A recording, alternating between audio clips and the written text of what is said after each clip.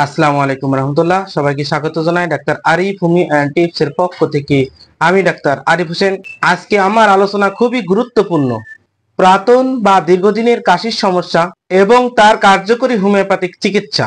অনেকেই বছরের পর বছর ধরে কাশির সমস্যায় ভুগছেন, ডাক্তার দেখাচ্ছেন, ঔষধ খাচ্ছেন, কিন্তু কাশি পুরোপুরি সারছে না। তাই আজ আমি আপনাদের বলবো কাশির সাধারণ কারণ, কাশির ধরন এবং কাশির জন্য কোন কোন হোমিওপ্যাথিক ঔষধ কার্যকর। তার আগে আমার এই ভিডিওটি যারা নতুন দেখছেন তাদের উদ্দেশ্য বলবো, আমি এখানে বিভিন্ন ধরনের রোগের সমস্যায় হোমিওপ্যাথিক চিকিৎসা এবং স্বাস্থ্য টিপস নিয়ে আলোচনা করে থাকি। আমার এই চ্যানেলটি অবশ্যই সাবস্ক্রাইব করুন এবং নতুন নতুন ভিডিওর আপডেট সবার আগে পেতে অবশ্যই বেল আইকনটি প্রেস করুন। কাশি নিজে কোনো রোগ নয়, বরং শরীরের একটি প্রতিরোধ ব্যবস্থা। কাশি যদি দীর্ঘদিন চলতে থাকে তবে কঠিন রোগে পরিণত হয়। কাশির কারণ: ধোঁয়া ও দূষণ, ঠান্ডা গরম খাবার খাওয়ার পর, অ্যালার্জি, শ্বাসনালীর ইনফেকশন, অ্যাজমা বা ব্রঙ্কাইটিসের সমস্যা, ফুসফুসের টিবি বা ফুসফুসে ইনফেকশন, অ্যাসিডিটি ও গ্যাস্ট্রিকের সমস্যার কারণে কাশি হতে পারে।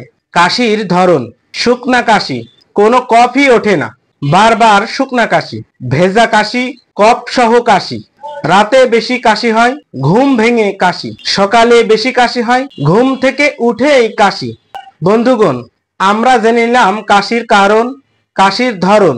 এখন আসি সবচেয়ে গুরুত্বপূর্ণ অংশে। পুরাতন বা দীর্ঘমেয়াদী কাশির জন্য কোন কোন হোমিওপ্যাথিক ঔষধ খুবই কার্যকর হতে পারে। তবে একটি বিষয় মনে রাখতে হবে, রোগীর সমষ্টিগত লক্ষণ দেখে দেওয়া হয়। যে ঔষধ একজনের ভালো হয়েছে অন্যজনের ক্ষেত্রে সেই একই ঔষধ কাজ নাও হতে পারে। তবু আমি এখানে কয়েকটি জনপ্রিয় ও কার্যকরী হোমিওপ্যাথিক ঔষধের নাম ও তাদের বিশেষ লক্ষণ নিয়ে আলোচনা করব, যাতে আপনারা কিছুটা ধারণা পান। প্রথমেই আসি ব্রাইনিয়াতে। এই ওষুধটি সাধারণত শুকনা কাশিতে ব্যবহৃত হয়। শুকনা কাশি, সামান্য নড়াচড়া করলেই কাশি বেশি হয়, পানি খাবার প্রবল ইচ্ছা থাকে। ব্রাইনিয়া অ্যালবা 30 ও 200 পটেন্সি ব্যবহার করা হয়ে থাকে। পুরাতন কাশির ক্ষেত্রে বেশিরভাগ 30 শক্তি ব্যবহার করা হয়। 5-6 বড়ি করে 3 বার সেবন করিতে হবে। এবার বলি ফসফরাসের কথা।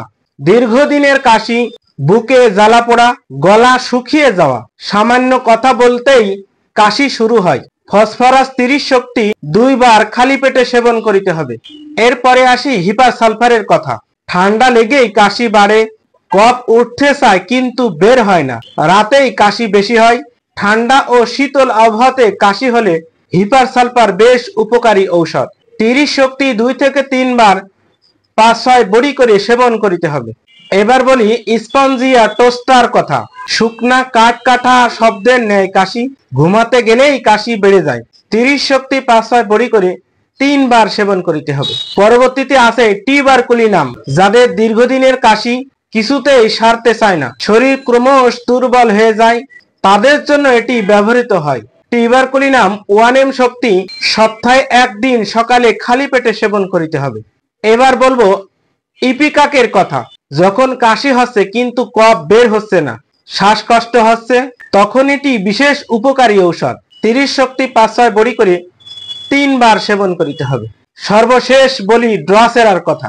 গভীর রাতের কাশি, বালিশে মাথা দিলেই কাশি বেশি হয়, কাশতে কাশতে নিঃশ্বাস বন্ধ হয়ে যায়, একের পর এক কাশি হতেই থাকে, কিছুতেই থামে না। 30 শক্তি 5-6 বড়ি করে 3 বার সেবন করিতে হবে। বন্ধুগণ, আজ আমরা জানলাম পুরাতন বা দীর্ঘদিনের কাশি এবং তার কার্যকরী হোমিওপ্যাথিক চিকিৎসা।